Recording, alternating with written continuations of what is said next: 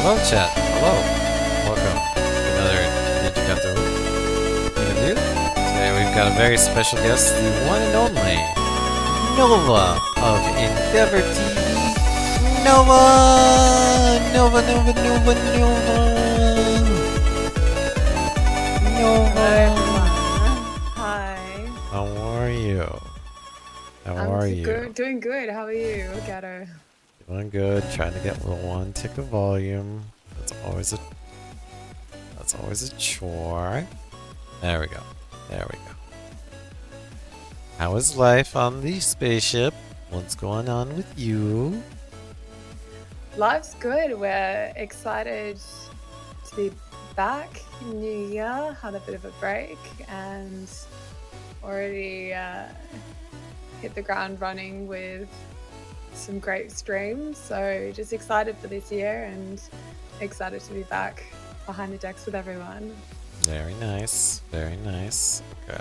Alright, as usual, the first thing I do is I shout out the guest and I pin their channel. And as you know, you are a DJ. And unfortunately, because you are a DJ, you no longer have clips or VODs. So no clip, Yeah. no VOD is gonna show when I do this. But I will still shout out. Oh wait, what is happening? Run, run, run, run, run, run, run, run, run, run, run, run, run, run, run. We got an old clip. Oh my gosh. We got a clip. Yeah. Oh yeah, we still do have old clips on the channel. Old clips show up. Oh. But they're so outdated already. Like it's not what we're doing at all. So I just feel it's we get new people come to the stream and it's definitely not that, but it gives a bit of a impression of what we do. I'm just gonna stand up and load to see if this calibration is still saved. There we go. All right, that should hopefully be fine. Stay. Good. All right. Alright, your channel is pinned. Alright, and for people who may or may not be familiar with you, can you tell us the lore behind your name and explain the ENDVRtv channel from your perspective? Yeah, I will. So, my name's Nova, and I'm from a planet where it was very much about the music and the... Okay, I've twisted around. Let's untwist. Have I come back? You're coming back. No, we crashed. Oh no! Try that again. Let's try it again. That's okay. These things happen. Unreal I can can still be. talk while this happens. So from a different planet, and then I wanted to escape because it was a bit too structured, a little bit too formal for me, and took a spaceship, and then I happened to crash it. And happened to land on the planet where Deckard lives, and he helped me fix it. He put it together, but by the time that he fixed it, then he also wanted to go explore the galaxy, and so we said, well, why don't we do that together? And so that's how we came to start flying around Spaceship Endeavor together. Very cool. And you guys landed on Earth, if I remember correctly. We're currently orbiting Earth's atmosphere, and where our spaceship is parked above. Very nice. And it conveniently is parked above the AEST time zone. Yes, it is. That's where it's currently parked. Okay. And then, can you explain to anyone who's not familiar with your channel, you know, the vibe and what the Endeavor Mm-hmm. TV channel is? Yeah, so we're a fully interactive virtual concert experience, and chat can use channel points or bits to interact with the space. And both Deckard and I are DJs and music producers, so we host virtual raves where we're playing DJ sets. We play different genres depending on whatever mood I'm feeling in or whatever music I'm vibing at that moment. And chat comes, hangs out with us, and we have a party online. Very cool. And every now and then, Deckard, well, not every now and then, he does it a lot now. Howard organizes a dev stream where he shows the running of how everything is put together and the behind the scenes of how we make the stream happen. Very cool. And if I remember correctly, on your planet, you said it was boring because it was very structured and classical music. Yes. If I remember correctly. Yes, that is correct. So whilst I love that, and I still do, I wanted to go explore a bit more and thought there was a little bit more to music than just the traditional. So I wanted to go find what else was out there. Very nice. So you're classically trained, but then you found house, EDM, everything, and you're like, more of that, please. Yeah, correct. Gets a lot louder. Very nice, very nice. Can you believe it's been almost a year since we last it's got great together? to be back with another interview. I can't believe it's been that long since I was last on your channel. It's crazy. It's a nice point of reflection. Oh, Captain Steelpants says, great singer too. You're also a classically trained singer? I'm not a classically trained singer, but I do have I do enjoy singing and have put my vocals to some of the tracks that I've played on stream. Wait, you have vocals on tracks? That's pretty cool. I don't think I've heard any. Yeah, every now and then I play them. So I'm wanting to do more of that this year. I gotcha. Alright, well let me ask you this. How has your music and DJing evolved over the past year? Any new styles or projects you're excited about? Yeah, so in terms of style, I'm really into future house at the moment and a lot more into techno. I felt last time we talked, so around this time last year, I was definitely more electro and progressive, but now here it's a lot more grittier, a bit harder. Definitely pushing the BPMs a bit faster as well, and that's what I've been really into playing and listening as well. Okay, so for a culturally inept cat like myself, how would you describe Future House? And also, what happened to Old House? Like, did they sell House and now it's Old House and now there's Future House? Yeah, so I'd say Future House is someone actually had a good description of this the other day. It's like kind of a blend. It's got a little bit of a trancey element, but more techno sounding.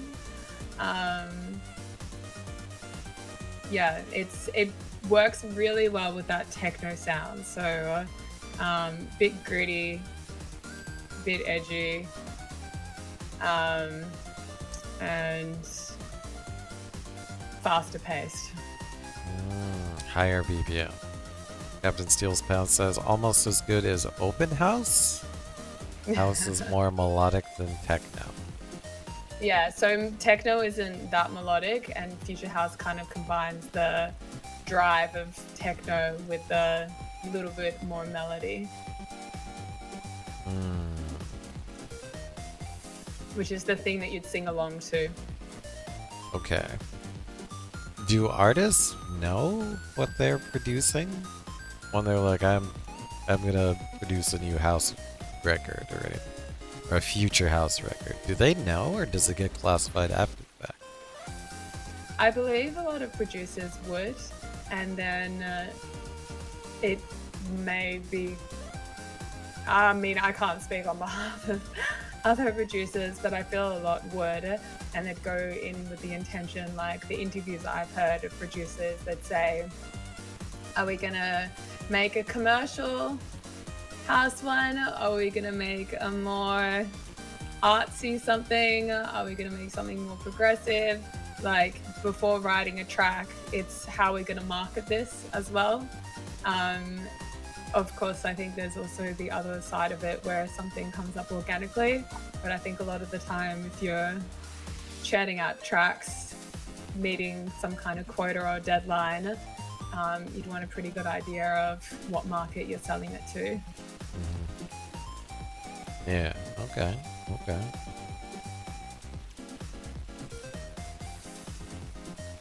Also, any new projects you're excited about for the ENDVRtv channel? I mean, we've got a lot that we're working on and a lot of things that we're excited to debut, but it's all hush hush. It's all under hush wraps. hush. No teasers. No teasers today. Teasers. I can't do that. There's lots of stuff coming, but it's all hush hush at the moment, but lots of things that we're really excited for. Very cool. All right. ENDVRtv's interactive performance are so unique. There have been major changes and upgrades to your digital music experience since last we spoke. Or yes, have there been changes? I missed the word. Have there been changes? Yeah, I'd say there's been a number of changes. One being our dancers that we've introduced for chat to spawn, and we've had them now fully customized for our stream, where we worked with a designer to come up with a model that chat can spawn, and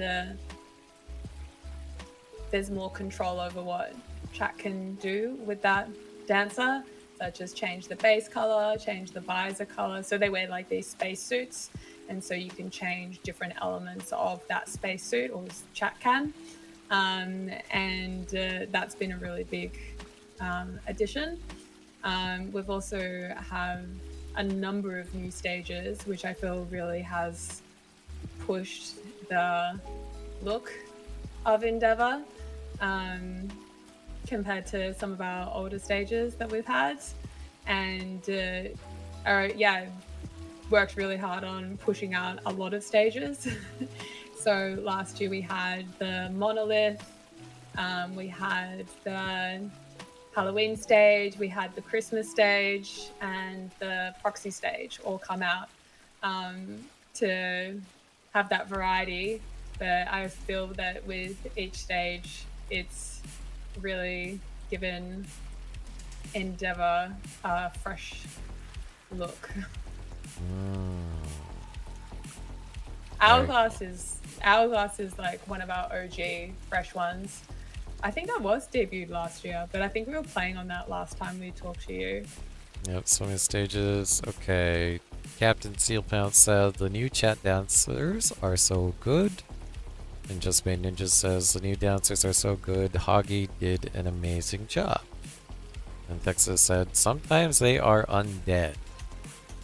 Wait, sometimes their dancers are zombies? Yeah, so for our Halloween stage, we had our chat spawn as zombies, much to my initial horror, but they were cute in the end. Everyone was vibing as zombies, so it was all fine. And then during the holidays, I remember we had elves, right? There was elves, elf on a shelf Yeah, elves. yeah, if we had gift subs, then that would spawn elves sitting up on our shelves for how many gift subs were given to the channel.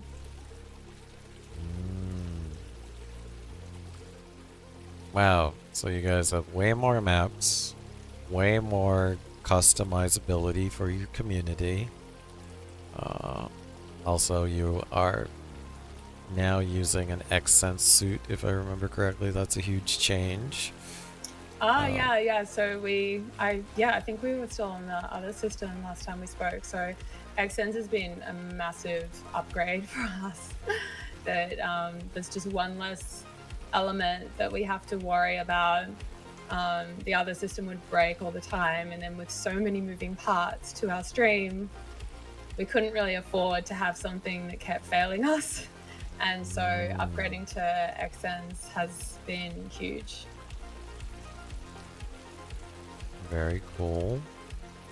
And then let's see. Sunmiu says the monolith rave was the moment I stumbled into the party and it was overwhelming. So many interactive things, awesome music, got addicted from scratch. Said Sunmiu. It's very nice. Oh, that's so cool. No more claw, says Captain Steel Pants. Oh, that's right. Your hands became claws. Oh, I forgot about that. Oh my gosh. That was horrific. Yeah, I also know the interactivities have increased. Like now people can arm you. You can literally become armed and dangerous if I remember correctly. Yeah. So we want to we put a little mini game in the channel where chat can redeem a cube or firework blaster, where I can then shoot cubes out or fireworks out to chat and hit them, which is fun for me. Yeah. So what a year. Your guys' project has really evolved. And even your music and jams have evolved with it. That's pretty cool. Yeah. No, we're really trying to push it as much as we can to make it feel fresh, to have a different experience for our chat. But Texas also, says she kills us for fun. Yeah, I do. But yeah, no, we've just got so many ideas for the stream, and it's just a matter of getting the tech up to date with what we have in mind for the stream. So all these new additions is things that we've had planned for a while, and it's just amazing to have them actually come alive and have it so that chat can play with it. It's like our stream is catching up to our vision of what we have for the channel. Captain Steel Pants says, I don't know how they get it all done. That is pretty impressive. I will say you've come light years, lights and bounds. Alright, how has your approach to streaming changed in the past year? Are there any new strategies or goals you've set for yourself? Shorter starting soon time is definitely one, which I did do for a while, and then it's crept up again. But I've been streaming a lot more. I feel a real shift in the channel has been I've really taken the DJ streams at the moment and done holding the fort for that, whilst Deckard's really focused on the building of it. And that's really the benefit of having us both working on the project, that we can delegate in that way. Deckard obviously still loves to DJ, but with so much time that is available to us, we really try to make use of what's available, and he's the one at the end of the day building everything. So it's a good use of his time to be on dev and building. We also chat, and I have lots of ideas for him, or I come to him at the end of the stream. It's like, this works, this doesn't work, this is broken, this is great, chat loved this. It was actually in our Halloween stage where we hadn't even thought of anything to do with brains. It was just like, this is our Halloween stage, like, this is it. We've got skulls, I believe. And then chat was like, we need brains. I'm like, okay. And so I go to Deckard at the end of the stream and say they want brains. And Deckard's like, what? And I'm like, don't worry about it. Just get the brains happening.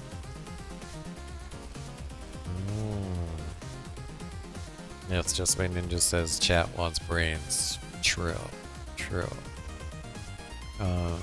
I have noticed a change in your guys' strategy. You guys are collabing a lot more. Yeah. Can you talk about some of those recent collabs?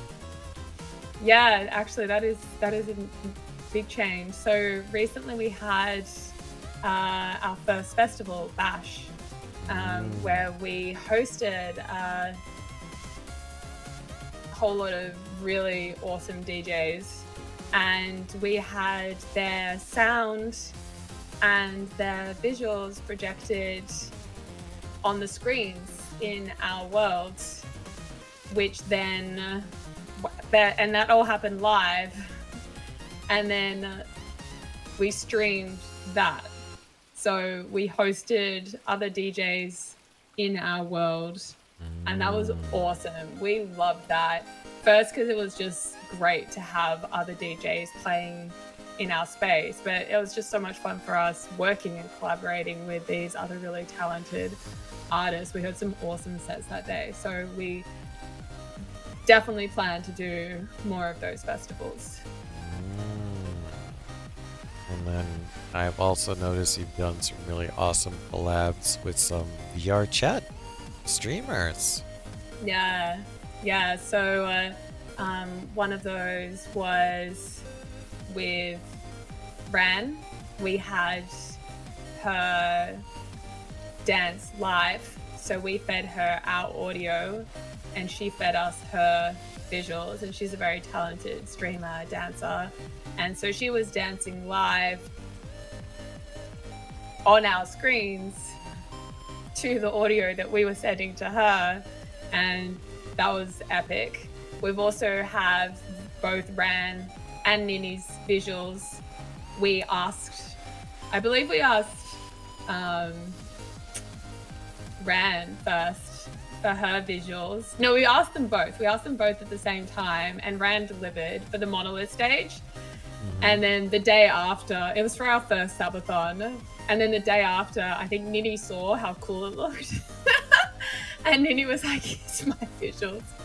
And so we have both of their visuals now, which is amazing, because I mean, anytime either of them raid our channel, we just chuck their visuals up on our screen. Like, their chat loves it, we love it, because they're hot, they look awesome dancing up on our screens.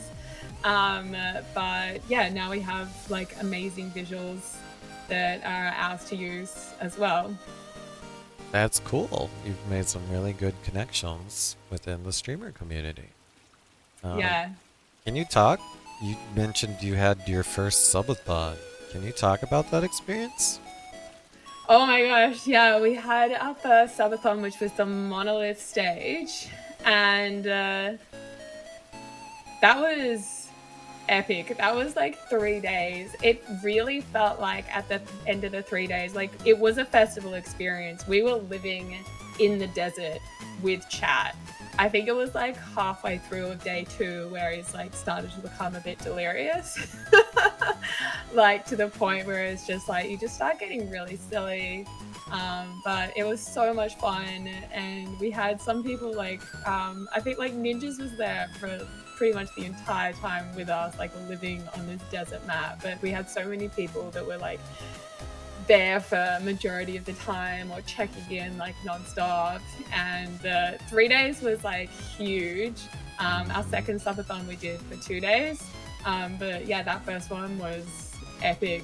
It was, we like lived and breathed that desert. Wow. You had your own like Burning Man experience, but during your It felt like that. It really felt like that. But it felt like that on stream with chat.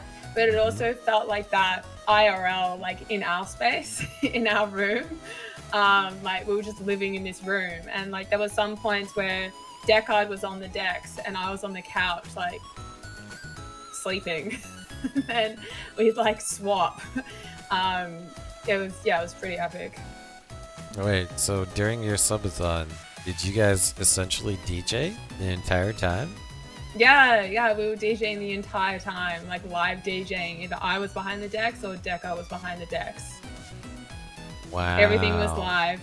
We did take sleep breaks, and that's where the funky fish evolved from. So for our audience who doesn't know where funky fish came from, our new redeem, we played funky fish. The spinning fish, like that meme thing, funky Joel? town fish. Yeah, Joel, for whilst we slept. But then Deckard was worried about copyright infringement, and so we turned it off. I think he woke up at like 4 a.m. and like turned off funky fish, and everyone's like, where did the fish go? But that's where our new redeem comes from, funky fish. Okay. So, were you guys, was it a capped or uncapped subathon? Is capped meaning like you don't add extra time? And how? Yes. Like how It was long? 3 days. That's it. We're done. How long did it take them to reach the cap? No. We set the 3 days at the start, and that wasn't. We didn't let chat decide the time for us. It was 3 days, and we did the 3 days. Okay, but did they have to sub to unlock different like day 1, day 2, day 3? No. Or is this automatically? No, You were so it was- nice to your community. It was 3 days from the start. I think we put a really ridiculously high sub goal for unlock a 4th day, but like we didn't get it, and we were not mad about it at all. Oh, thank goodness. Yes, Yeah. yes.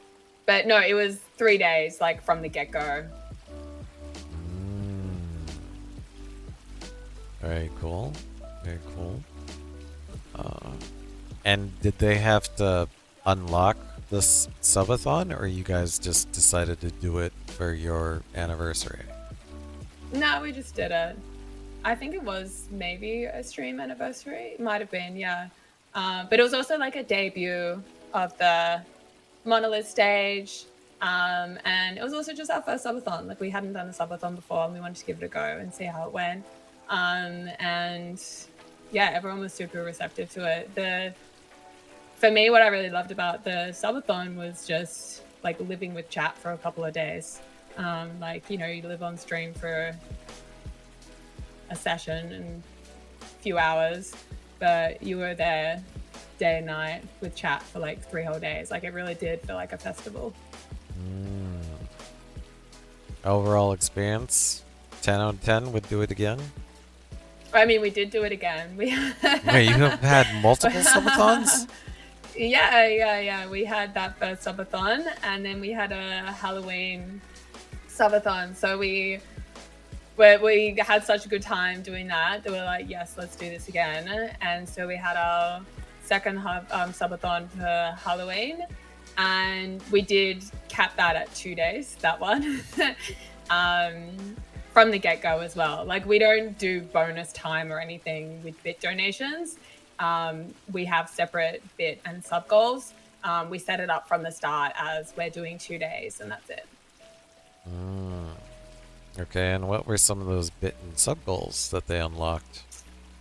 So one that they unlocked is the funky fish. We've got a new interaction on our stream, on our bit menu. So it spawns a whole lot of fish now that are spinning around like the meme. And they also unlock new emotes, so we've got those now. There's also a artwork, so we're still working with our artist. She's been busy over the holiday period, but hopefully we'll have something by the end of the month or the start of next month that everyone can use for their wallpapers or just have some Endeavor artwork. And what else did they unlock? A game night with Deckard that he's yet to fulfill, and a new accessory for Deckard. So that's something we have to think of. Movie night. Nice. Nice. And was movie night a part of it, or was that? I think we just decided to do movie night. I don't think that was a subathon goal, but we did have a movie night, which was fun. The first subathon we did have as an unlock, but the second one I don't know if we had it as an unlock. Man, you guys have grown a lot, and your channel has evolved a lot in just a year. Holy cow. Yeah. No, we've really been. Well, I mean, first loving it, but just trying to find more ways to engage with everyone and keep it entertaining and fresh. All right. I kind of already asked this, but I'll ask it again. Has there been any memorable collaborations or performances you've been a part of recently? Definitely the Bash, because hosting our own festival was pretty special. But also seeing everyone like up on our screens. Like, it's one thing for us to perform on our stage, but then watching other people perform in the space, that was pretty surreal. That was really cool to see the space come to life with someone else's vision, someone else's flair and colors and sound. So that was really special. And of course we love both Nini and Ran, both as streamers, but and talented dancers, but also we just love them as people. Like, they're so lovely and they're just an absolute pleasure to work with, and they've given us some amazing visuals to work with. Okay. Also, are you gonna have another bash or another thing like that in the future? Yeah, no, we're definitely planning on having another bash and going to put out a call to DJs to see who's available to play in our next one. Would you have a bad DJ be a part of your bash? No, we wouldn't ask bad DJs to be a part of it. Sag. So you'd never ask DJ Ninja Gato to join your bash? I don't know. You'd have to submit an audition for us, see if you're any good. You've been in my channel. You've heard me. Yeah. So based on that current submission, we've got very experienced DJs playing at our festival.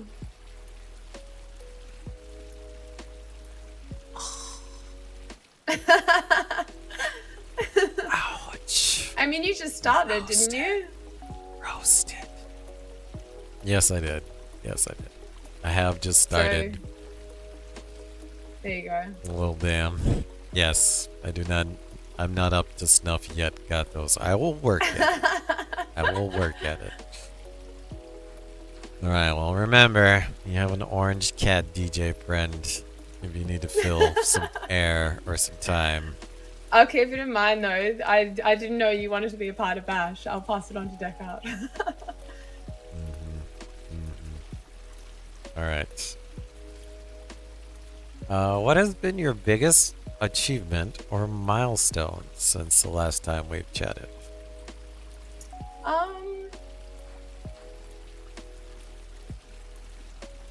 I was pretty proud to play.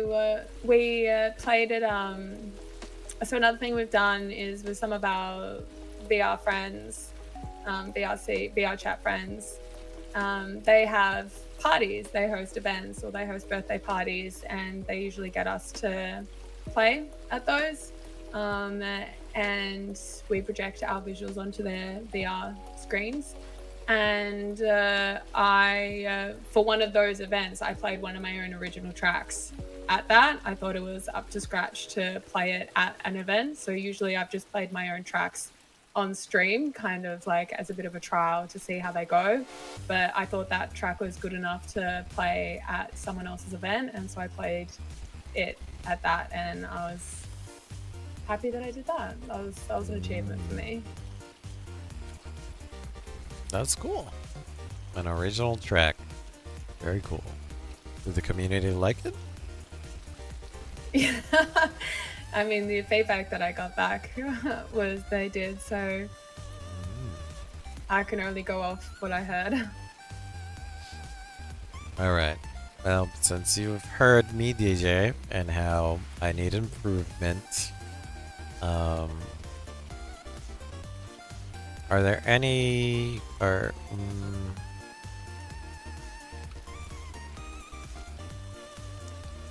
as a DJ and producer, what is one piece of gear or software you have discovered that has been a game changer for your music?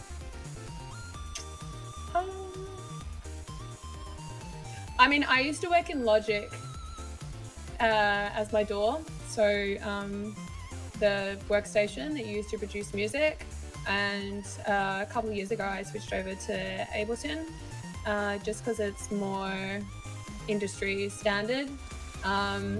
It's definitely felt a bit more clunky to use, but now that I've kind of got my way around it a little bit more, it's all good. And a lot of tutorials and a lot of demonstrations or a lot of things that other producers has as reference is them using Ableton.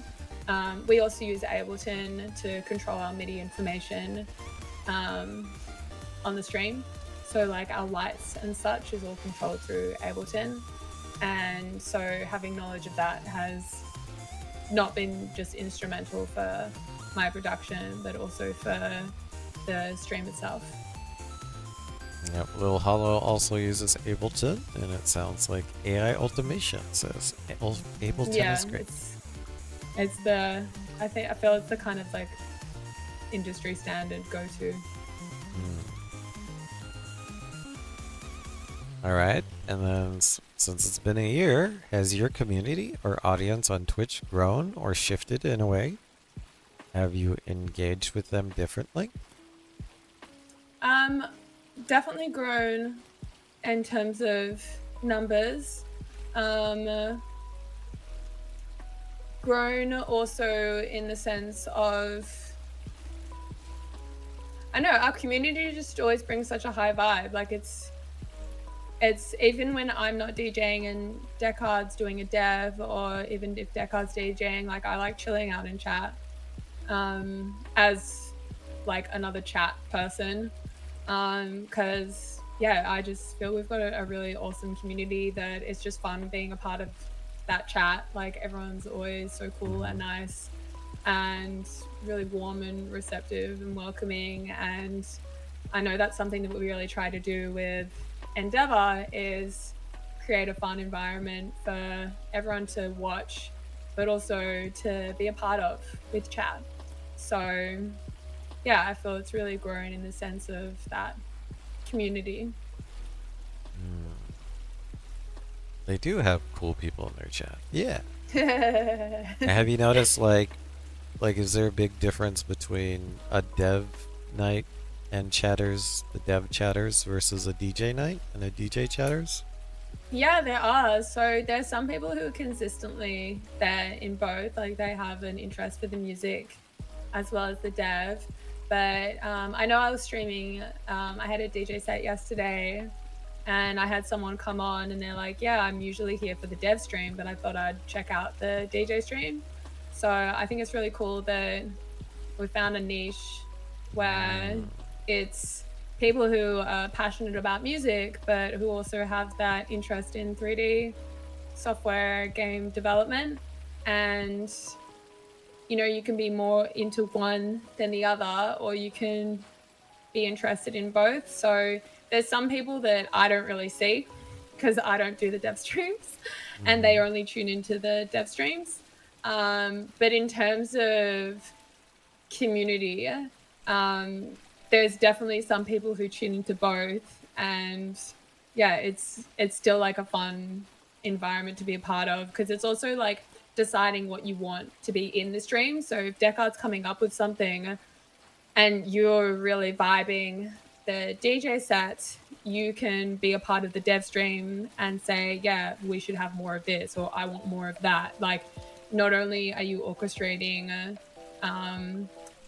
you are orchestrating a part of your experience of how you want to interact with this stream by helping build those interactions.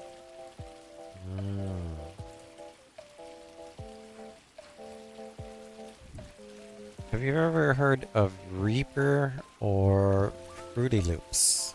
And do you have any comments on those? Fruity Loops. I know Fruitsy as in the streamer. I don't know what a Fruity Loop is. Fruity Loops, it seems to Muse uses a mixing program called Fruity Loops, and then yeah. Oh no, yeah, I've heard of that, but I don't use it. Yep, and then it looks like other DJs in the channel says they use Reaper. Yeah, no, I don't use that. Okay. Are there any upcoming events or performances that you're particularly excited about? So we want to have another bash happening. We don't have a date for that yet, but we're hopefully going to put one out soon. Okay. And but otherwise, we've got our usual scheduled Saturday night streams, DJ sets, and our Monday night streams. The bashes, is that something you're going to do like quarterly or? Yeah, we're still like working out how we can manage to do it with times, because it is dependent on the availability of other DJs. Like, it's not just us putting it together. And so we have to work with other people to see when we can get everything up and happening. Okay. Yeah, I know it as FL Studio. I barely see Fruity Loops. I see FL Studio. But now that I clicked, I'm like, yeah, I know what that is. I just don't use it. Very cool. Very cool. How do you feel the digital music scene has evolved in the past year, especially with interactive streams and virtual performances?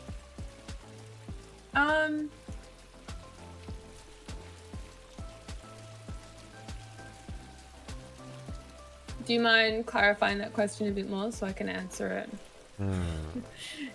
more specifically? All right, so let's just do the first part of it. How do you feel the digital music scene has evolved in the past year? On Twitch? Are we just talking about Twitch?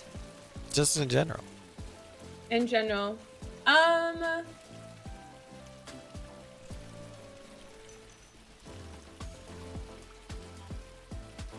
I mean, I can talk for Twitch. The change of having the DJ category introduced has really changed how DJ streams can market themselves, but also how they can show up on the space, and like what music they can play. So it's been a bit of a learning curve, and also a bit of a strategy game of how to best get our work out there. As we saw like the beginning of your interview today, a lot of the clips that we have up on our channel are nothing of what we're doing at the moment. Like, it doesn't look that similar. Like, we have the old chat dances there, and we have an older stage there. And yeah, it's just not quite reflective of what we're doing at the moment. So we're still working our way, strategizing with how we can best get clips or VODs or highlights out to people that best reflects what we're doing.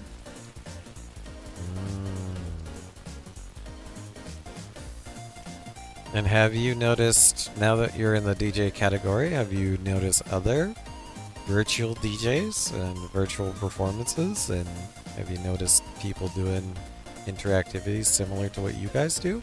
Or do you think you We guys... still haven't found anyone really doing what we're doing to the same extent, where they're actually like DJing at the same time. I'll give you a hint. There's going to be an awesome DJ that premieres sometime soon. And it's not me, it's not DJ Ninja Kata. Have you followed Club Boom yet? Yeah, no, I haven't followed Club Boom, but I know Club Boom's been working on stuff. Yeah, Club Boom's gonna be opening When's Club Boom open? We'll have to follow and see.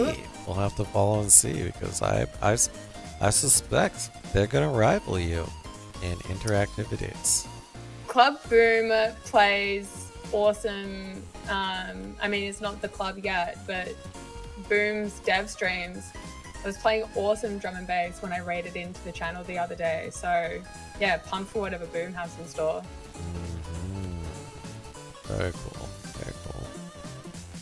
All right. She's waiting on a 5090. Yes, Boom is waiting to get that 5090. Still waiting on the liquor licenses, Captain Steel fans. Okay.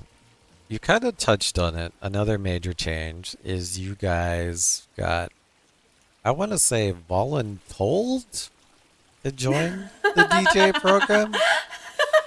Is the way. Yeah, that's pretty accurate, actually. Voluntold, I love that.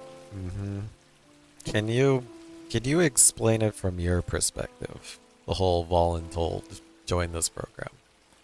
Yeah, so there was a option to opt in to the DJ program, and we initially decided not to opt in because we felt that we could. I mean, we're not a regular DJ stream. We're more of like a game where we have the chat interacting with the space. It's not just a stream where chat is watching someone DJ. They're also interacting and like playing with the space as if it was like a game setup. We're also using Unreal Engine, which is a gaming software. So we felt we could more come under like a gaming category, not a DJ streaming category. But then we received a strike from Twitch saying that we were playing DJ content whilst not streaming in the DJ category. And in order to not get another strike, we needed to volunteer our stream as a part of the DJ category. So yeah, voluntold I think is pretty accurate. So then we opted into the program. Yeah, Deckard was pretty salty about that because there's a lot of big name streamers out there that will do DJ content, not in the DJ program or in the DJ category. We'll just and so that's still happening as well, but you know, you can only focus on what you're doing and not what other people are doing. So that's all I can say about that. And how have you felt about having to follow the Twitch library of approved music? Yeah, it's fine. It's okay. It is what it is. It is what it is. Okay. Yeah, there's just not much point complaining about it because it's like there's not much we can do about it at the moment. All right. Looking back over the past year, what's the most rewarding part of balancing your music career and streaming? Definitely the sense of community that we've built, and having a community that we can interact with like multiple times a week. I know myself, I've picked up more streams during the week just to hang out with everyone and have that party space with everyone. So it's awesome to be working on your own portfolio whilst also having a community to party with and share music with. And like, what's really awesome about our community is that we've got a lot of people who are really passionate about music and who love music. And I know that a lot of people have suggested artists or tracks to me that I hadn't heard of. And that's amazing. Like, I've learned so much from being in the space, like from our community, from our chat. Very nice, very nice. Crowdsourcing new music is always a good idea. Like, yeah, but it's also just like a fun space to talk about music and just to listen to music and to vibe to music together. Like when we all hear an awesome bass line and we all hear an awesome drop, and it's just like, that's sick. And it's just like having, I feel it's that same thing of when you go to like a live gig and you like turn around to your mates and it's like, wow, that was like sick. Like we have that experience with chat of being able to share something that's awesome. teaching Nova music knowledge. True, says ninjas. Okay. All right, let's talk about some of the updates you guys have done. You've introduced new custom dancers and dances in your Unreal Engine performances. What inspired this addition to the project? We're just trying to find more ways that chat can interact with the space, but also make the space feel like theirs. So it's something that we had in mind for a long time, but as all things, some things just take time. And it's also working with, like, we knew this was something that we couldn't do by ourselves. And so we outsourced to Mr. Hoggy, a really talented 3D designer, and worked in collaboration with him to come up with something that we were really happy with. Yeah, we're just trying to find more ways that our community can interact with the space, but also make the dancer feel more like them. Like, customize it to more of their specific taste liking. We wanted to keep the dancer neutral enough that it wasn't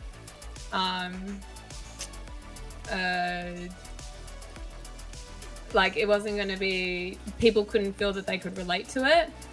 Like, we didn't want something too cutesy, we didn't want something too mature, we wanted something, or like otherworldly, we wanted something character that chat could still relate to, but also is enough of a blank space, like the astronaut space helmet, spacesuit vibe, that they can customize it to feel more like their own characters in that space. And it's funny when I'm looking at the POV and I can see like certain characters or certain people, and it's just, it feels more like I'm looking out at them because they've chosen their unique color vibe, or they've chosen their dance moves that they want to have. And we've got our dance moves ranked on an energy scale now. So as opposed to just picking random numbers, the higher up in the numbers you go is just like the more energetic your dancer is. And so we have some people who, like, they're more of a chill personality and they're going to choose more of a chill dance move. So it feels more like I'm looking out to their personality as opposed to just looking out to a sea of like random dance spawn things. Ooh. Oh wow, right. They have customizability in their dancing. Yep, and then previously dancers were a sub-only functionality, if I remember correctly. Now anybody could just go spawn a dancer? Yeah, so we just wanted to fill out the dance floor as much as possible and have it looking nice and full, and a fun space, so anyone can spawn a dancer now. Nice. I'm gonna take credit for that, by the way. Yeah, I think it was you who was just like, what are you doing? No. So it was my recommendation because it reminds me of every time I go to a club, and if the dance floor is empty, you're like, oh, this DJ sucks, I'm out of here. Yeah. But if the dance floor is like full, you're like, hell yeah, I need to be here. So Yeah, definitely. So no, it's pretty awesome looking at, and it is fun. Like you see at the start of the stream to the end of the stream, and like how the dance floor changes. And I don't know, sometimes people aren't happy with their spot on the dance floor. They're either too far forward or too far back or in a weird little alcove position. And so they respawn to find a new spot on the dance floor for themselves. Nice, nice. And it's not expensive either. Like, it's only, what, a few channel points or something? I think it's like 5 or something. Yeah, not bad, not bad. Okay. Very cool. Well, there you guys. You're welcome. You're welcome, everybody. I'm the cat that made that happen. Just kidding. All right. I yeeted. All right. Oh, that's okay. That's okay. I'm back. You're back. You're back.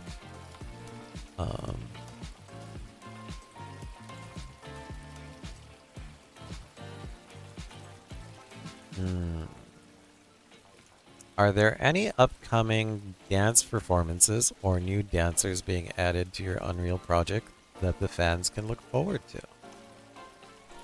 Dancers as in like people on our screens, or dancers as in like chat dancers? Let's do both. Yeah, like you got some other VRC friends that are gonna join the sexy screens? Yeah, I mean, we'd love to have more VR friends. Nothing planned at the moment, but we're always open for more collaborations with people.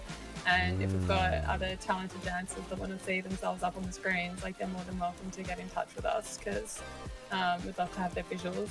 And in terms of like the chat dancers, just trying to find more ways to make them customizable, like either adding accessories to them, or just like changing more of what they can do. Yeah, I'm gonna give you a name, and then I'm gonna also in parallel reach out to her and tell her to reach out to you guys. So if you look at my screen, Kayodamaru is using a model by a very talented model maker and artist in the VRC community. It goes by the name of Taniquil. And she, during the holidays, made this amazing deer girl. Like, Yeah, amazing. Is she a dancer? oh yeah, she dances quite a bit. She does Yeah, VRC amazing. streams, so I will pass her over to you guys in parallel, and I'll send it both ways and be like, make friends, make friends. 'Cause, I think that was cool. I saw your collab with Rani, and like Rani's model, of course, is phenomenally gorgeous, Yeah. and was a lot of fun to see on your guys' channel. And I think that's cool Yeah. that you are cross-pollinating with the VRC community, because that community is huge. That community is huge. Yeah. And then Yeah, you're- they're all just super friendly as well. Like we've just had like the best time working with them. And then the DJ. Oh, have you been enjoying the DJ community within the Twitch? Whatchamacalls it? The Twitch Creator Clubs, the DJ Creator Club. So we haven't made too many Twitch DJ friends that aren't like VR streamers. Just I think there is a bit of non-overlap going on. Like whilst we both DJ, we're very different in the terms of we're doing like the software and game development too. So there is the overlap is that we've got the that we DJ, but there's a lot of things that are not overlapping with what we do.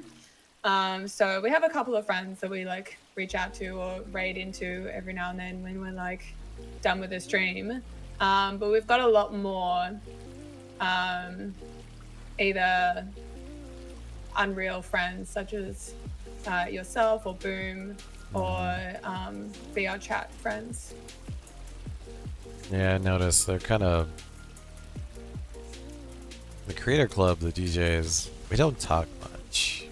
Like I'm in that Creator Club as well. And kind of like everybody's doing their own thing. So Yeah, I I think know. everyone kind of stays in their lane a little bit more, which is totally fine. But that's just not where we've really made our friends on Twitch so far. I guess We're gonna have to both figure. We're both gonna have to figure that one out. Maybe we can push that a little more. Try to reach out to be like, hey, we're looking for other cool DJs to make friends with. Okay, okay. Let's talk about the DJ program. Congratulations on getting voluntold. How has this new role impacted your streaming and music career? It's more just the marketing of things. Like it's trying to find a way to make clips of like we don't have VODs anymore, but like we're gonna try and I don't know how much we can say. I don't want to be recorded saying stuff. Try and find ways to still get clips of ourselves to our community so everyone knows what we're doing. Yeah, because like one of the ways is multi-streaming, but YouTube is even more stringent when it comes to copyrighted music and copyright. Yeah, I think we got a flag for that, so we stopped.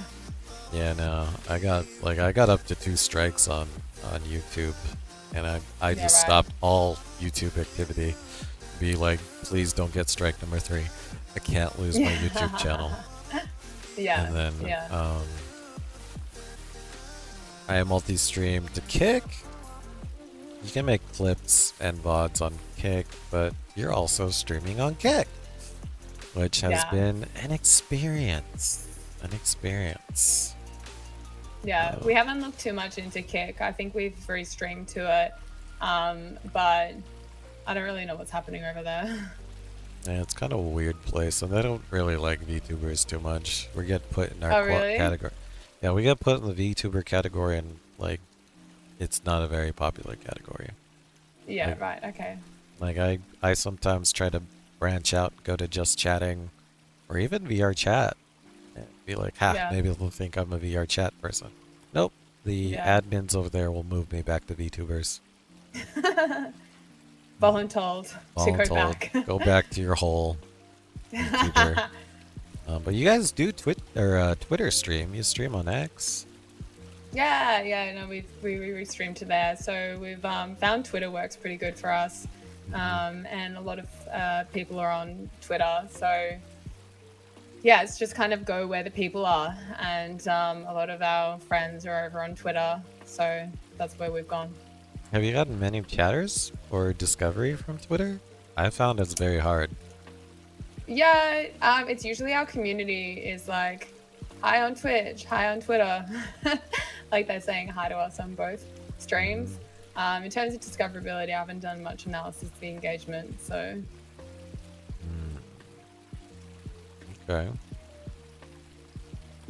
Let me ask you, this is a tough question. What's your favorite part of being part of the Twitch DJ program so far? No comment. No comment? No, it's good that they've created a community that DJs can all hang out together. But really, they should have done something about the licensing ages ago. I feel that they can come up with a better solution. So something more similar to what is done in real life, such as getting some form of like license agreement where each streamer is required to have their own streaming license with whatever association is in their country. So we initially reached out to our country's music association to ask if they had such a thing. They didn't. It didn't exist at the time. And so I feel that Twitch knew that they had to do something with license arrangements, but because it's such a new space, nothing was really available. And they didn't, I think it would be too hard for them to manage making sure that each streamer is getting their own license. And so instead of doing that, they've done a blanket cover-all solution where they've just created this program where you have to choose from their select list of music category of what to play, as opposed to each streamer kind of being a bit more reliant on themselves to source that for themselves, which that would be my preference, is be responsible for your own license. Because I feel that just gives the streamer a lot more wiggle room to play what they want to play, but also just be self-sufficient. Because you can get a license that allows you to play on stream, and you can get a license that allows you to play in real life. So I know a lot of DJs were complaining that they already had music licenses, so they didn't feel the need to operate under the Twitch music license because they're already paying for their own music license to go play it at venues. Or when they play at clubs, the club has a music license and the club plays for that. And so, yeah, they didn't really see the need to double up. But I think Twitch would have had an issue come up where they might have been threatening to be sued or something by record labels if they didn't do something. So it feels a little bit rushed, this solution that they've come up with. So hopefully they can come up with something that better suits the streamer. Yeah, I guess my only compliment is they've made it legal, whereas most people are operating illegally. And I mean, they were operating illegally, but like for us, like we tried to operate legally, and there just wasn't any way for us to do so. Like it didn't exist. So we tried to do the right thing, but they're like, we literally don't have a license for you to buy. So they have created something to delete. Like something needed to be done. Like I do agree with that, but how it's been done, I don't know if that's the best. I don't know if it's the best solution what they've come up with currently. Twitch seems to be scrambling with the legalities. True, Miles. True. Okay.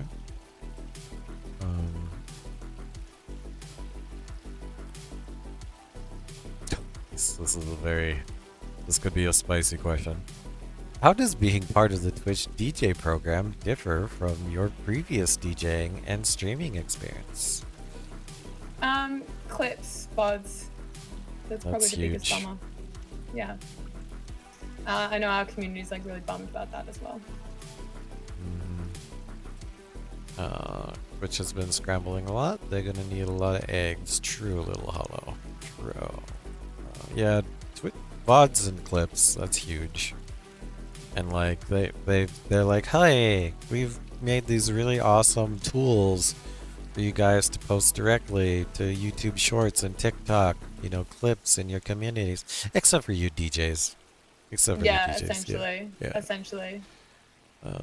Which doesn't feel good. All right. Have there been any unique opportunities or collaborations that have come from being in the Twitch DJ program? No.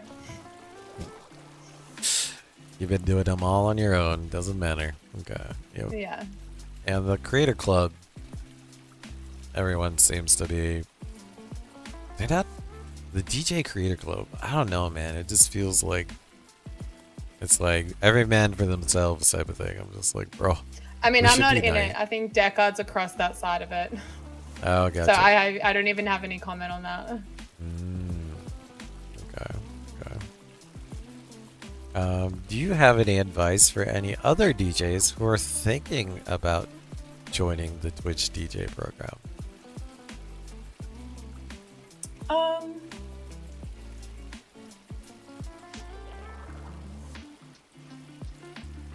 Just make sure you know what not to do, what the restricted things are, because you don't want to be caught up on something.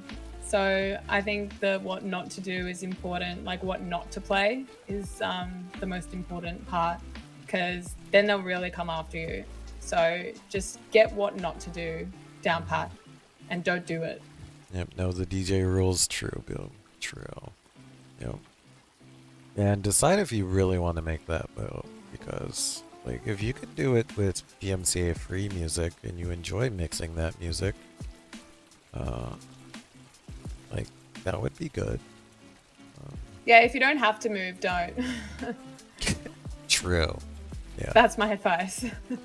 Are there any other DJs in the space that you'd appreciate their aesthetic or interactivities? Asked Mild Mannered. I love Haunted DJ. like in terms of the whole aesthetic and design and everything, they've got something really cool going on. Their aesthetic is really cool. So they were a DJ that we had at our festival, and they just stood out as the aesthetic was really neat. Okay. How has your audience reacted to this new chapter of your DJ career through Twitch? In terms of DJ category, or just Yeah, like the being part of the stages and that, DJ what we're doing? program. I mean, they're bummed about not having VODs, but they've gotten over it. There's not much we can do. I gotcha. And we do have stuff you can watch on Twitter. Like we do have VOD type things you can watch on Twitter Yeah. from the restream. Yep. Can you clip on Twitter from a stream? I haven't even tested No. that. No, you can't. That sucks. Can you download the video from that? I think we have to try and figure that out. I There's think, ways to go about things, but yeah, you have to do that on the hush hush. haven't gotten over, but complaining ain't gonna fix it. True, just made news. And you can record locally, and then after the fact make your own clips and stuff. That's a lot of video editing and work. And storage. Yeah, it is. And storage. Yeah, I think for us, storage was the biggest issue.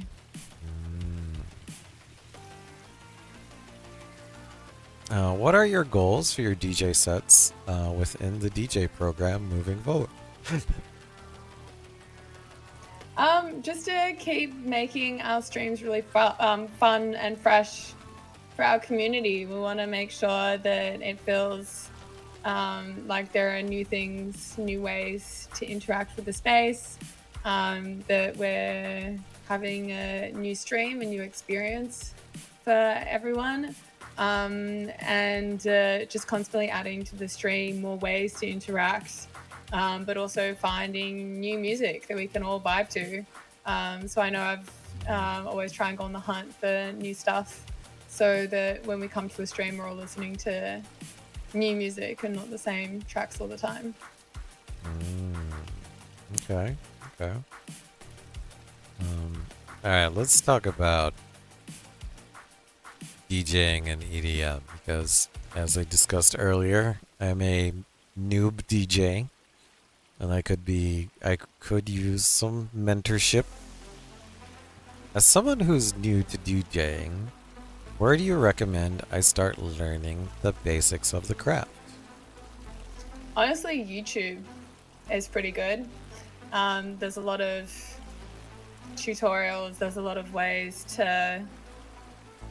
lot of clips to follow, but also you just really have to be passionate about music. You really have to know your tracks. Like I know that the mixes that I do that are a bit dodgy, sometimes it's because I don't know the track that well. That is a new track I've just quickly downloaded. And to have a good set, to have a good mix, you have to really know where's the highs of your track, where's the lows, where's the tension, where's the release. So you can blend the tracks really well into each other. So that requires passion for music, a love for music, and yeah, just sitting with your tracks, sitting with your set list, and yeah, being across like a whole lot of different types of music as well is, I find, helpful. But yeah, I mean, a lot of the time we're streaming for hours, so we're like vibing to music for a long time. So you have to really enjoy it and enjoy music. First tip is to listen to more music and find music you like, says Just My Ninjas. Mild Mannered says, was there ever an idea you personally would have loved to implement into stream if deving were possible? Oh. Questions about DJing and EDM. What are some of the most important skills to focus on when getting started as a DJ? Yeah, knowing your music, knowing your tracks, hearing the ins, the outs, the highs, the low, where's the drops, where are the breakdowns, where are the chill parts, where's whereas the build up, like really knowing the structure and format of how a track comes together. Okay. All right, and then EDM has so many different styles. How do you define the genres to play, and how do you choose which to focus on for your sets? So choosing what to play for the set can really be depending on how I feel for that day. And yeah, it's or what I'm like vibing, what I'm currently into, or if like someone in our Discord community posts a really cool track, I'll be like, I'm gonna find other tracks that match that vibe. But yeah, it's just depending on what I'm feeling, what I'm into, and I'll play that for the day. But yesterday, for example, I thought about it for a little bit, maybe playing drum and bass set, and then I'm like, you know what, today's the day. I've never really been into drum and bass, and then all of a sudden it clicked. I actually liked it, and then we had a drum and bass day, and it was awesome. I had a great time. Ninja says, just play the tracks, you just fit together. Genres are so blurred these days. Yeah, that's very true. I mean, there's certain genres that go really well together. And another thing is like listening to other DJs and how they put their sets together. So like in my doing that, or like even seeing what other DJs release. So there's some artists who they release a lot of trance music as well as techno. So it's just like, okay, well maybe those two might go together. Or like future house and peak driving go really well together. And so kind of just knowing what other artists are doing, but in their sets, but also in what they're releasing. What kind of music are they releasing? Because that's their sound, and that obviously all works and blends well together. Okay. Okay. All right, so I need to just figure out what I vibe with, and yeah. What you do that just by listening to a whole lot of different types of music and becoming familiar with what the different genres sound like. And like once you become more familiar with that, you can like more easily pick out, oh, that's trance, that's drum and bass, that's techno, that's house, that's tech house. But you do that through listening a lot. Okay. Okay. What's your process for curating a set, and how do you decide which tracks to include for a live performance? It's very different for a live stream than it is for like if I'm streaming at a event, a party. It's in an event and a party, it's often like 1 hour or 2 hours.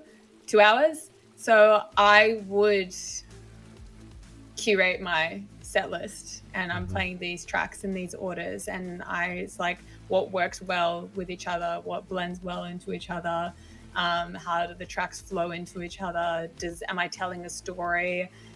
We want to like start at a certain energy level, maybe rise up and then fall off again, or rise up and then have a dip and then finish on a high. So it depends on the event and what kind of story I'm wanting to tell.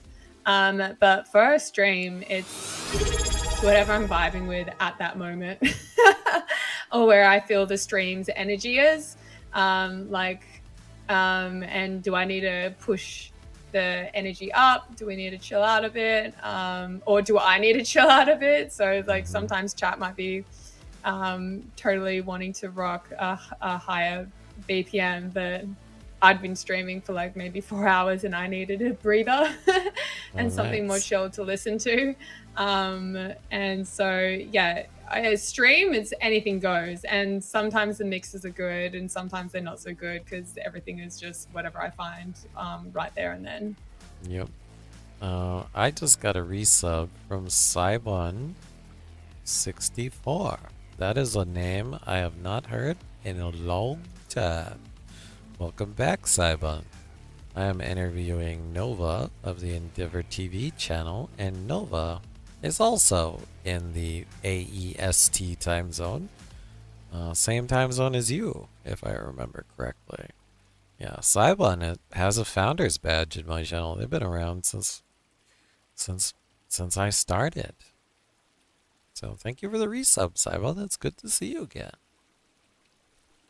Nova's a DJ, and she's trying to educate this cat on how to be a DJ because I am also a DJ cat, and I need all the help I can get. Um, okay, Namori wanted to know, do you have any good recommendations on how to find new music to use? Listening to other DJ sets and seeing what they're playing. A lot of DJs can play other artists, but also listening to, like, if they release music on a label, like listening to that label and what they're putting out. Spotify radio is really good, actually, too. Just finding a track that you're really vibing with and seeing what the radio has to suggest. SoundCloud can be really fun place for like a lot of up and coming producers. They're putting up a whole lot of stuff that sometimes you can just download for free too. And yeah, I think just like following artists and seeing what they're playing is a really good way to find new music. And for me, the benefit is also our Discord community posts a whole lot of music that I've never heard of. So that's another way that I get to learn about new music. Okay. Spotify. Was not expecting that one, but there's a lot of good music on Spotify. I should have thought of that one. Okay. Okay. How do you approach mixing different styles or genre with EDM in a set? And what challenges does that present? Yeah, so different genres, you have to mix them differently. Like sometimes you mix in the highs first for certain genres, and others it's you'd like keep in the mids for longer in the mix. Others you have to like drop the bass out straight away or like keep the bass in for a bit longer. Like, I mean, it's really dependent on the track and like listening to what that track needs to mix into the next one. But different genres are definitely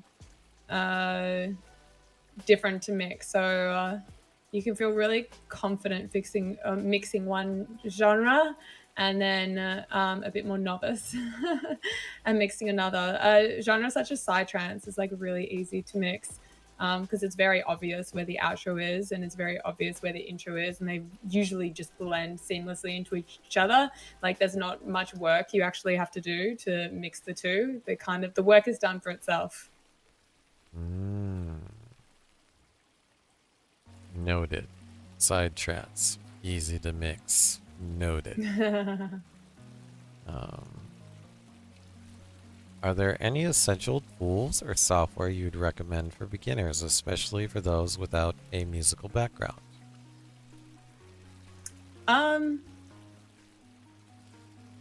In terms of like DJ equipment? Yeah.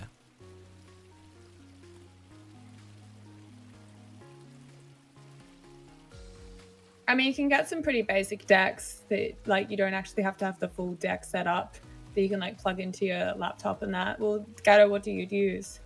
I currently use a software, and I don't have a physical deck. Yeah, so like you can use softwares and like stuff like that. I think it's just what's more important is becoming familiar with your tracks, and then that's kind of the most important thing. And then you can work up with different software and different systems to help you mix in those tracks. But having a knowledge of your tracks is really the most important thing. Okay.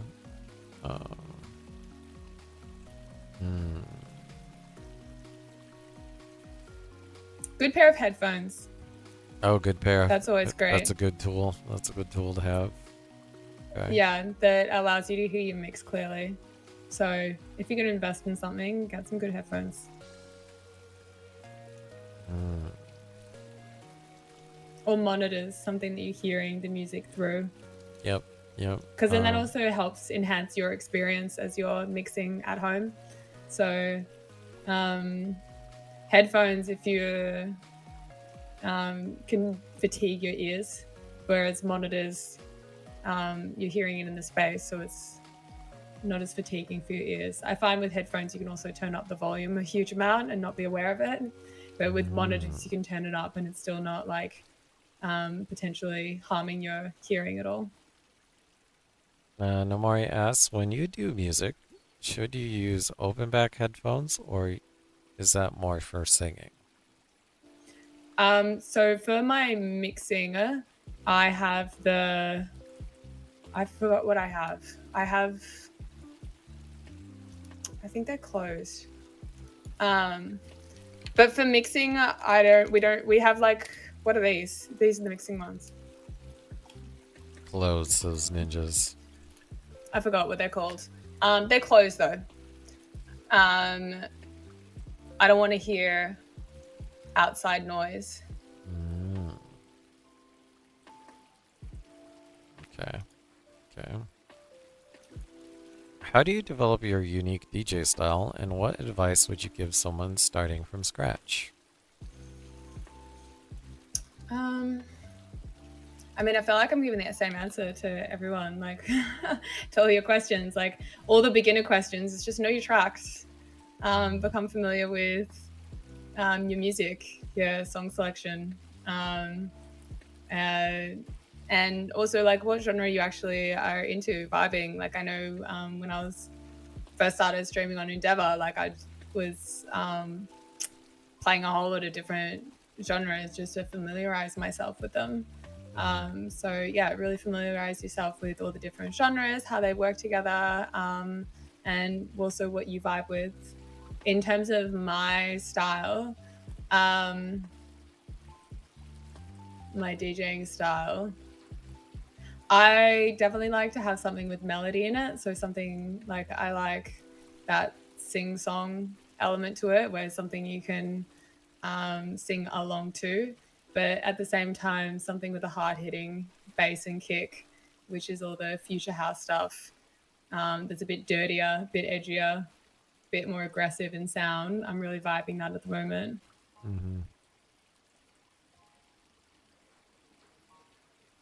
Drum and bass. Captain Steelpan says, get good at dodging braids. Yeah, yeah, that too. Okay.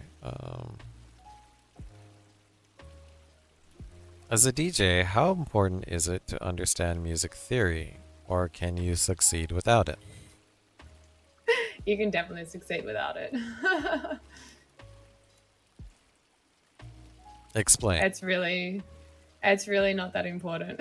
But I mean, all knowledge will help you in becoming like just knowing more of what you're actually doing. But I've spoken to many DJs who have no clue about music theory and they're just fine mixing. So you definitely don't have to have it. Okay. For someone without a formal music training, what are the best ways to improve rhythm and beat matching skills? Practice, really. Practice mixing. And listening in your headphones first before you actually, like when you can cue the track. I'm not sure how it works on your system with the computer, but you can usually cue the track where you're listening to how the two blend together before you mix it in, which I don't do that on stream. I usually just like go for it, because with our sensors and with our mouth cap and everything, taking on and off the headphones all the time can screw up the sensors, or just like move them around. So a lot of the time I don't do that. But if I'm doing it at a proper event, I will be mixing through my headphones.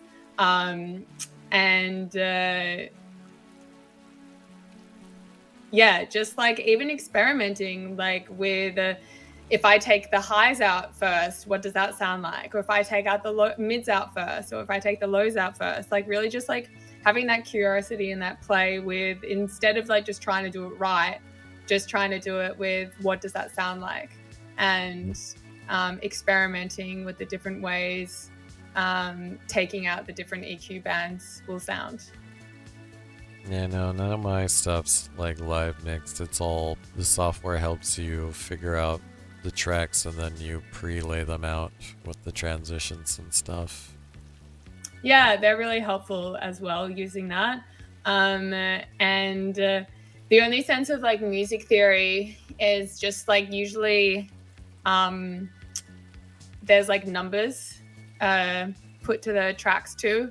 Like the that would be your music key, your key signature, which that is a little bit of music theory. But in terms of not knowing the theory but knowing the numbers, mixing in 7A with 6A will blend well together, or mixing in 7A with 7A will blend well together. So knowing what numbers work well with other numbers. Yep, Saibon says, yeah, you don't want to be Grimes at Coachella, Lamau. And Boom says, I think using and understanding Camelot's wheel is good enough music theory for mixing sets. So the Camelot's wheel would be like the number system. The key of the tracks is just manuals. Texas says, waiting for my car takes forever. They need better valet service. Huh? Given that your DJ streams are so tech-based, if money wasn't an issue, is there any one DJ device or piece of tech that you'd love to utilize for your stream? Asked Mild Mannered. Yeah, so we'd want like a proper mixer and decks. We've got like the inbuilt ones at the moment with like just the two, but we'd want the mixer and like the panels that we can add to it ourselves. Another computer, another PC would be awesome, just so I can like work on stuff, as well as, cause we've got the one PC as well as a laptop, but we use the PC for building everything. So having another PC would be amazing. And then Deckard's already eyeing off the 5090, but I think he's might get that. And having another mocap suit or system would be great. So Deckard and I could both be streaming at the same time as each other, because at the moment we've only got the one. Okay. This all sounds very expensive. Yeah, so if money wasn't an issue, then that'd be great. But that is very expensive if you add all that up together. Yep. But Deckard's eyeballing a 5090 for sure. Yeah, definitely. Yes, 2 suits, says Mild.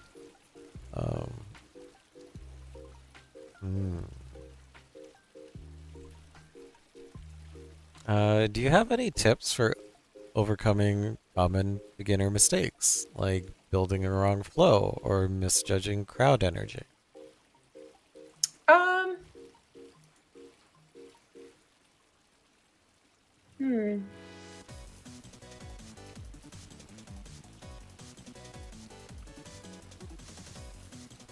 Yeah, I mean, they're two separate like issues. Alright, well, how would I, like, I have put some bad flow. Like, what can I do if I've just flowed two very different songs together that don't belong together? Just move on. Move on. Brush yourself off. Move on. Dust yourself off. Like, oops, that sucked. All right, we're here now. Let's go. And then just kind of like see, or just don't even acknowledge it that you've made a mistake. Just move on. You know, I feel that sometimes actually drawing attention to your mistake actually makes it that much worse. And so if you don't, and you just kind of keep going, or like focus on talking to the chat and just like start having that conversation more, then it's less about you screwing up and more about like, oh, let's let's keep the party going through talking. Like, don't make it obvious. Sometimes I feel highlighting your mistake makes it worse. Give it the "oh, I meant to do that," says Captain Steel Pants, and Saibon says, just say it's a new genre. Prepare a T-pose animation and pretend you're playing avant-garde today. Says Soon News. Yeah, I think I mean with a lot of things, it's like act confident and no one will question you too. Like sometimes you can totally make a mistake, but if you keep going with confidence, then you should be fine. VTuber model scuffed is a feature. True, mild. Or like maybe do a dance break, just like you yourself dance. Should you I make? know sometimes if I do a bad mix, I like get on the mic, I start talking. Oh, nice, nice. Um, Or I sometimes, if it's really bad and sometimes it's just like terrible, I'm just like that was shit. And just to like acknowledge what had happened so it's not that obvious. But I don't know. Sometimes like I was doing terrible mixes the other day because something was happening with our audio. There was like a delay from when I was hearing it to when I was actually mixing it. So all my mixes were off and they sounded terrible. But it was just like, you know what, whatever, we're here now. People are vibing. Like, don't, you wanting to create like an atmosphere of fun. Don't be a buzzkill by like saying how shit you are. Like focus on the fun. Don't focus on the negative. Should you do something in case it's a listener that notices the mistake? Like if you get called out, what should you do? Yeah, I mean, I'd just be like, yeah, sure, that was shit. Thanks. Like, you're right. You got it. Oh, you're into music too. Cool. People Like, are already. I don't feel I'm that arrogant that I'm gonna hold on to my no. Like that was awesome. If it's not awesome. Yep. People are already drunk, so the normies won't notice it, says Saibon. No backseat That's DJing. true. Okay. Okay. My mixes, I feel, have gotten a lot better from just the hours of streaming that I put in, though. So it's more like they're being mean then, says Nomori.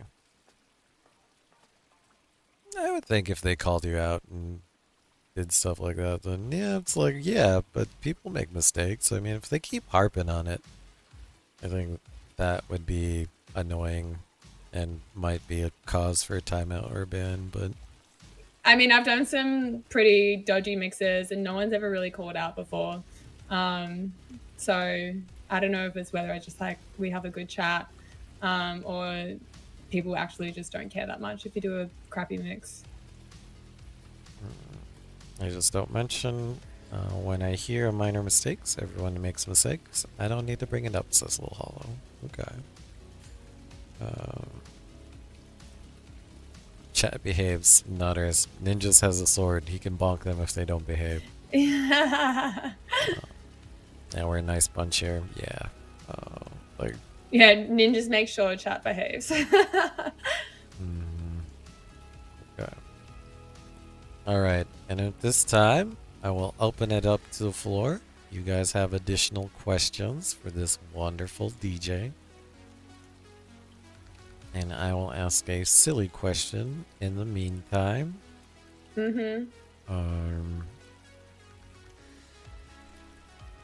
What genre of music do you refuse to play?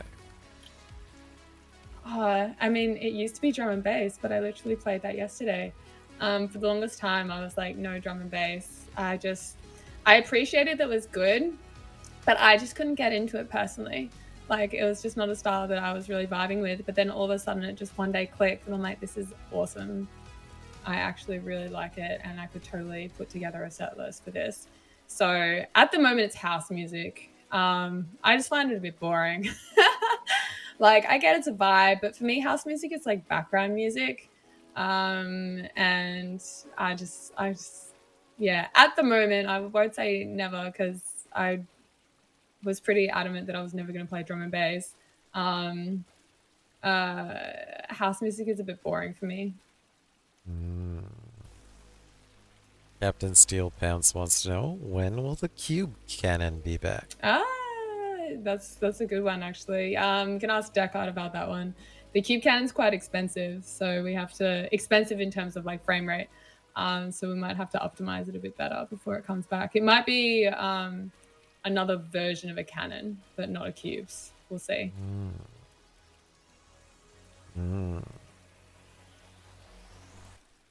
Okay. Alright, any other questions in the chat? And I will think of something. Do you ever feel a conflict between playing crowd pleasers and staying true to your personal style? No, because I just play what I want to play. And chat comes along for the ride. I know that sometimes chat really loves like the hard dance core stuff, and like that's really fun to play, but I can only sustain it for a certain amount of time before it's just like, guys, I need to give myself a break. Like it'd be pretty hard to do that for like 4 hours straight.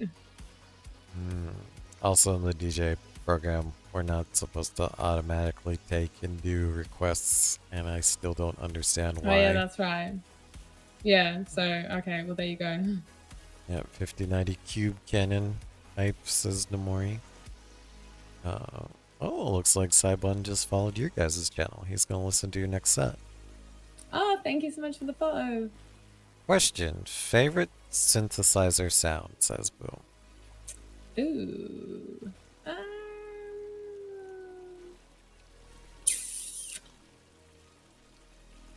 Those soul waves at the moment. Soul wave bass. Soul wave bass. Nice. Then Namori asks, has chat ever asked for a specific style? No, they haven't actually. Interesting. We've definitely like put it out. I think we asked. I was like one of our subathon redeems last time. Like, what genre does chat want to hear? And the feedback was kind of just like whatever you guys want to play because it's good. So, like, as in like we like what you play, so you just play that. I think that was a bit of a poll, but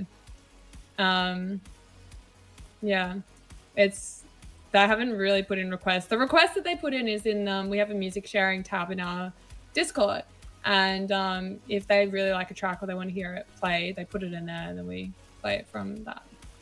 See if we can find it first, because not all the time we can source it. Yeah. And then Ninjas wants to know, will you ever do a music production stream? Funny you ask, I'm actually thinking maybe I should. Just as like another way to have another stream that's still like music related but isn't a DJ stream. But yeah, it's always been a very personal process for me. So I guess I'm a little bit nervous, but I have thought about it as, you know, the new year comes around, as maybe that's another way I can branch out and have another stream. So yeah, that's funny bring it up, but that's a maybe at the moment. I'm a bit nervous for that though. You know what's crazy is I watched Deckard do a music stream one time, and I was watching it while I was playing a video game. Yeah. And I was like, wow, this video game music is so good. Like, I was just like, where did this come from? And then later I heard Deckard talking, and I was like, wait, what the shit? That's amazing. That's so good. So I'd be excited to hear you do it too. We also have some music creators within the community. Namori wants to know, do you often prepare a set list before stream, or do you just choose your next song you want to play live? So my process usually is I go and download a whole lot of music before I stream. And so throughout the week, I'll be like finding new tracks, and usually of a genre. So that will like dictate what I'm playing. And then for those who arrive early to a stream, they usually hear the new music that I've downloaded. If you tune in later to the stream, you're hearing older stuff that's been on my USB for a while. I think that's one of the challenging things of DJing on Twitch and picking up more DJ streams is just making sure you have a huge library. So yeah, what usually determines what I play is just what new music I found for that week. and then that will influence how the rest of the set list goes. But other days, I could have downloaded a whole lot of music for that genre, but then I'm just not vibing it, and so decide to do something else. All right, Mild Mannered wants to know, are there any IRL concerts you've ever wanted to be in, like Glastonbury? Yeah, I mean, all of those concerts would be amazing. Playing at a club like Savaya would be absolutely amazing, which is in Bali. It's just such a cool looking like beach club setup. So that would be really cool. Yep. And Ninja wants to know, when will you put more music on SoundCloud?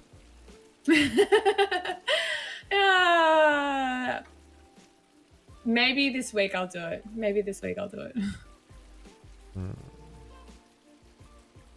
Namori asks, do you know all the songs you play when you download them, or are some of the songs new even for you when you play them? Oh yeah, some of the new, because I have to get so much music. Like I do a quick, just like, what's it called? Like skim through it. Like hear the main parts of the track, like what's the drop, what's the build up. But like click. Okay, yeah, that sounds good. I like that vibe. Download. But I haven't listened to the song in its entirety a lot of the time.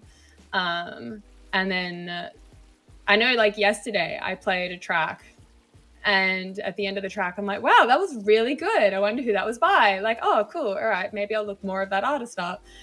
So sometimes it's listening on stream to the track and vibing with it, or sometimes I listen to a track and I'm like, okay, I'm gonna note to delete that track. I hate it. And it's not gonna come back. But that doesn't usually happen. There's like one or two tracks I've like had that for where I'm just like, nah, guys, I have to stop. I really don't like this track. I'm gonna delete off my USB. I'm not even gonna mix that. I'm just gonna get rid of it. That's only happened a couple of times though. Okay. All right, last call for questions for this amazing DJ. Last call. If there's a track you don't like, do you just cut it short then? Asked Nomori. Yeah, so a lot of the times I would just like cut it short, like play like the first bit, and I was like, oh, I'll just like quickly mix that out. And there's been like, I just remember, I think it was like 2 weeks ago, there was one track I started to play it, and I thought it was another track, but it was this one, and I'm like, nah, cut it, kill it. Just I'm not even gonna bother mixing. I just really don't want to hear any of it. But that's only happened like twice. Usually I just like cut it short, like, oh, we heard a little bit, and oh, now we're into a new track now. I gotcha. Okay. All right, last call. Last call for questions before we say bye to YouTube. I'll think of another question.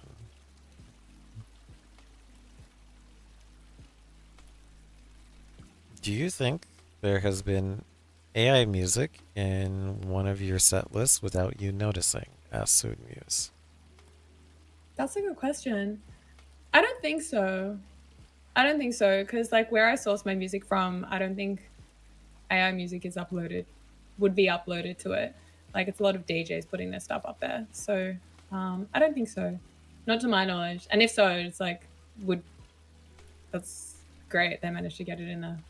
Yeah, and then which would bonk us because it has to be in the UMG portfolio or be DMCA free. So then you'd have to be cognizant of that.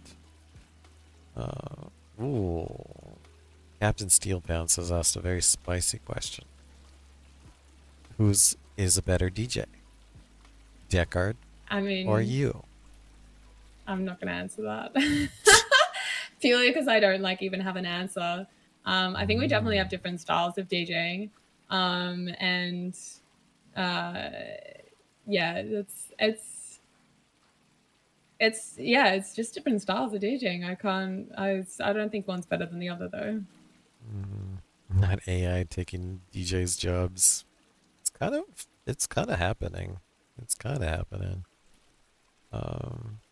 I will say you guys have completely different styles. Like I tell people when I shout you out, or when we raid in, like I tell them, hey, we're raiding into Nova, she's playing, but you also need to experience Deckard, or Yeah. vice versa, because you guys Yeah. it's completely different vibe, completely different feel. Who's at the deck? Yeah. Which, I mean, I kind of feel that that's, we have discussed like, oh, do we need to create like a separate account? But I feel that's kind of like a fun part of Endeavor is that a Nova stream feels completely different to a Deckard stream. And then obviously when we're both behind the decks, like that feels completely different again too. I think that's just part of the fun of it is that you have, like I feel there are some people who tune into Nova streams, some people who tune into Deckard streams. And it just, if anything, makes our channel that much richer that we have different people tuning in for different events and diversifying it all in the one space together. Yep, Mild says Alien But they're versus different Robot. feels. Yep, Mild says Alien versus Robot DJ Styles, and then Ninja says stick to the same account. Yeah. Yeah, I think it's much easier. That was like ages ago we were talking about that, but I use my account to like go chat on other people's accounts too. So it's like if I'm in Gatto stream, then everyone knows it's me talking, not Deckard talking. Yep. Have you ever made any songs yourself from scratch? Asked Nomori. Yeah. So I've produced tracks and played some of them on stream before. Nice. That would be cool when you both DJ at the same time, for sure, says Captain Steelpants. Yeah, so I mean, we've done that in like subathons and that, where it's just like we're both DJing, or like some of the VR parties we've played at, we're both DJing. But we'd have like me in the suit, and Deckard might be mixing, but only one of us is wearing the gear. Do you think it makes you and Deckard come closer to each other by sharing the same account and doing the same thing? Yeah, I mean, this is a project 13. that we both really wanted to start as yeah, like a project we both really wanted to do together. And I think it's just like strengthened our relationship because you get to know someone in a completely different capacity. Like, you know someone in one way, but like, do you know them in a business sense? Do you know them in a collaboration sense? So yeah, I think it's just, if anything, brought us that much closer together and understand each other in a different way. Okay. All right. This time, I'm going to add stream marker, and we're going to say bye to YouTube.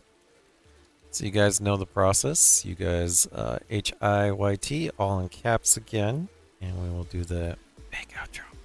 We'll say bye to YouTube. See YouTube. Yep. Bye, YouTube. Let me get my stream ending. See ya. Alright, this has been Nova from the ENDVRtv channel. I'm going to link their socials below in the description. Make sure you go hang out with them at their next set. And you won't be disappointed, I promise. So check them out, and go subscribe. And remember to like and comment.